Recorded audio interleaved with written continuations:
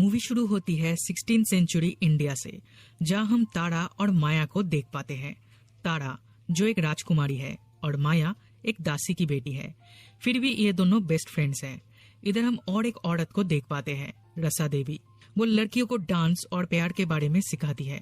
तारा and माया दोनों ही उनकी तरह बनना चाहती है, ताकि वो दोनों भी मर्दों को अपने वश में कर सके।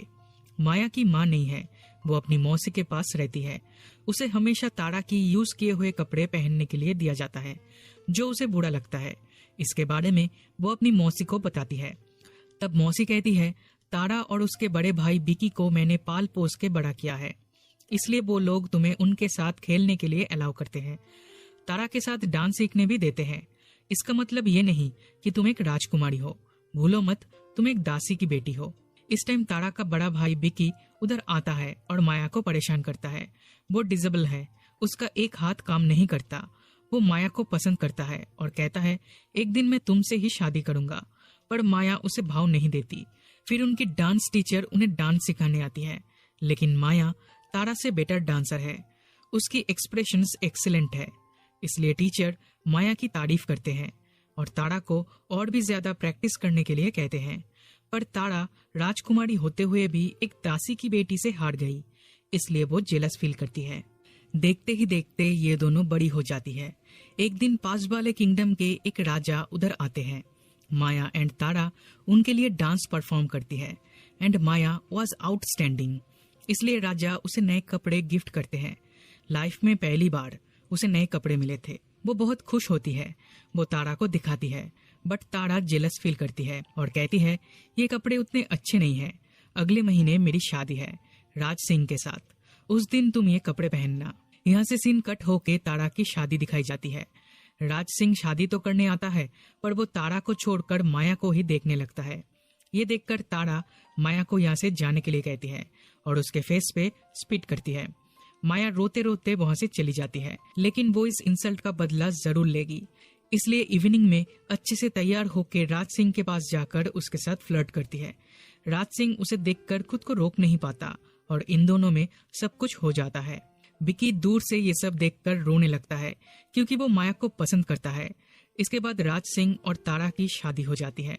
दिन विदाई की टाइम माया कहती है, आज तक तुम्हारे यूज किए हुए चीज मुझे मिलते थे, लेकिन आज से मेरा यूज किया हुआ एक चीज हमेशा के लिए तुम्हारा हुआ।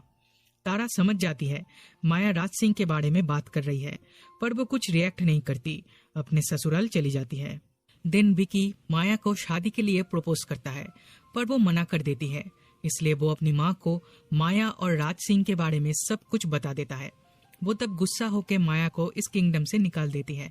माया की मौसी उसे यहाँ से कहीं दूर चले जाने के लिए कहती है। वो ट्रैवल करते करते राज सिंह के किंगडम में पहुंच जाती है, लेकिन वो राज सिंह या फिर तारा किसी के पास नहीं जाती।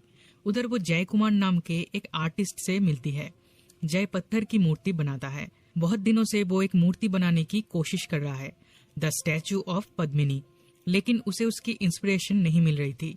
वो डिसाइड करता है माया को देखकर वो ये मूर्ति बनाएगा, क्योंकि जय जिस लड़की को इमेजिन करता है माया ठीक वैसी ही दिखती है। माया के पास रहने के लिए घर नहीं है, इसलिए जय उसे रसा देवी के पास ले जाता है। रसा देवी उसे एक्सेप्ट करती है और अपनी बेटी की तरह उसका ख्याल रखती है। जय मूर्ति बनाना स्टार्ट करता है और माया के साथ मजे भी करता है। वो उसे पूरा किंगडम घुमाता है। धीरे धीरे माया उसे पसंद करने लगती है। फिर एक दिन उनके बीच सब कुछ हो जाता है, पर जय अपने काम में कंसंट्रेट नहीं कर पा रहा था। हर जगह उसे माया ही दिख रही थी, इसलिए वो माया से ब्रेकअप कर लेता है। माया उसे समझाने की बहुत कोशिश करती है, पर वो नहीं समझता। तब माया रोते रोते रसा देवी के पास चली जाती है। दिन उनसे ट्रेनिंग लेना स्टार्ट करती है। दूसरी तरफ जय उस मूर्ति को कंप्लीट कर लेता है। राज सिंह उसे देखकर पागल हो जाता है। उसे ये मूर्ति बहुत पसंद आती है। वो पूछता है, ये मूर्ति तुमने किसे देखकर बनाई है? जय कहता है, कुछ दिन पहले हमारे किंगडम में एक लड़की आई थी उसे देखकर, लेकिन अब वो यहाँ पे नहीं है, वो कहीं चली गई है। पर राज सिंह इतनी आसानी से उसे छोड़ने वाला नहीं है, उसे ये लड़की चाहिए। इसलिए पूरे किंगडम में वो अनाउंस करवाता है कि जो इस लड़की का पता उसे देगा उसे इनाम मिलेगा।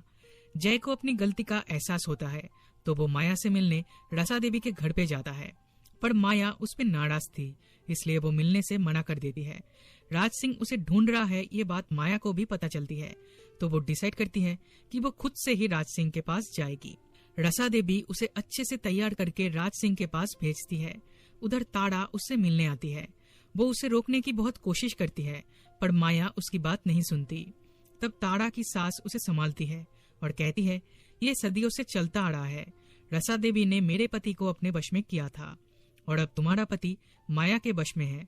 तुम्हें एडजस्ट करना होगा, इसके अलावा और कोई ऑप्शन नहीं है तुम्हारे पास। हम लोग रानी हैं, वंश को आगे बढ़ाना हमारा काम है और राजाओं को सुख देना इन औरतों का काम है। दूसरी तरफ राज सिंह के कैरेक्टर के बारे में बात करें तो उसे अपने किंगडम की कोई परवाह नहीं है।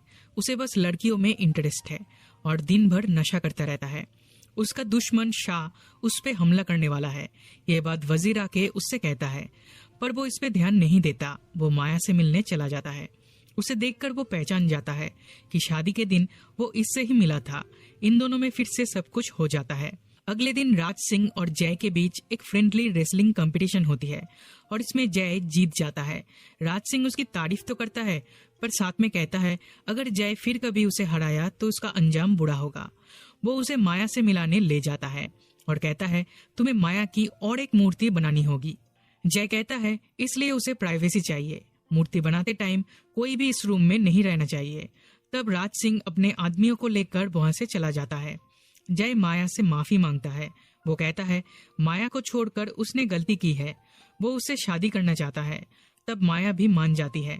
दूसरी तरफ राज सिंह विकी को अपने घर पे बुलाता है। बातों बातों में उसके हाथ को लेकर उस पे हंसता है, उसका मजाक उड़ाता है। विकी इस इंसल्ट का बदला लेने के लिए राज सिंह का दुश्मन शाह से कांटेक्ट करता है। वो उसे उसके किंगडम में हमला करने के लिए एनकरेज करता है। उधर जय मूर्ति बनाने के बहाने से माया से मिलता है और वो दोनों खूब मजे करते हैं। राज सिंह को इसके बारे में पता चल जाता है, तो वो जय को रेसलिंग करने इनवाइट करता है। लेकिन इस बार भी राज सिंह हार जाता है और इसलिए जय को वैली ऑफ स्टोन में कैद करके रखा जाता है। माया तारा से मदद मांगने जाती है। तारा कहती है वो राज सिंह को नहीं रोक सकती, पर माया जय से मिल सके इसका इंतजाम वो कर सकती है। माया राजी हो जाती है और अगले दिन डॉक्टर की मदद से वो जय से मिलने जाती है। वो कहती है हम दोनों यहाँ से कहीं दूर भाग जाएंगे, उधर जाके हम दोनों शादी कर लेंगे। रात में वो राज सिंह के पास जाकर कहती है वो उसकी हर एक बात मानेगी, बदले में जय को छोड़ देना होगा। पर राज सिंह समझ जाता है माया झूठ बोल रही है। वो कहता है कल ही मैं जय को मार दूंगा, और ठीक ऐसा ही होता है। वो जय को हाथी से कुचलवा के मार देता है। माया ये सब देखती है पर कुछ कर नहीं पाती। दूसरी तरफ शाह हमला करता है, राज सिंह को खत्म कर देता है। तब हम माया को देख पाते हैं। वो अपने प्यार को खो चुकी है। यहाँ पे उसके लिए और कुछ भी नहीं बचा, इसलिए वो यहाँ से जा रही है। और इसी के साथ ये मूवी पे खत्म हो जाती है।